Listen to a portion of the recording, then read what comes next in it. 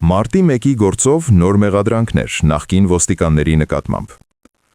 Հայաստանի հակակոռուպցիոն կոմիտեն տեղեկացրել է, որ 2008 թվականի մարտի 1-ի դեպքերի շրջանակում քրեական հետապնդում է սկսվել ևս 2 նախկին պաշտոնատար անձանց նկատմամբ։ Այս մասին կառույցից հայտնել են լրատվամիջոցներին։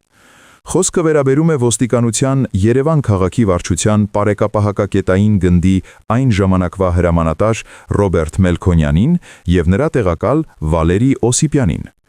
Ըստ հաղորդագրության, նրանց մեղադրանք է առաջադրվել 2008 թվականի մարտի 1-ին Ազատության հրապարակում անցկացվող խաղաղ նստացույցը ուժի և հատուկ միջոցների կիրառմամբ ցրելու գործողությունները կազմակերպելու համար։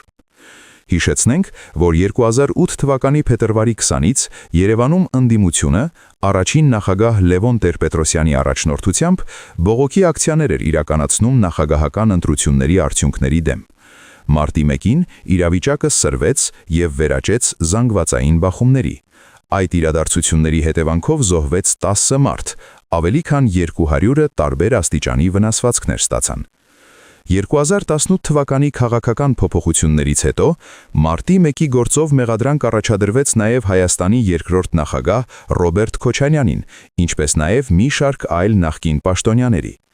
Ավելի ուշ, 2025 թվականի օգոստոսին հայտնի դարձավ, որ նախկին ոստիկանապետի տեղակալ Սաշա Աֆյանը կրկին ներգրավվել է նույն գործով որպես մեղադրյալ։ Քննությունը շարունակվում է։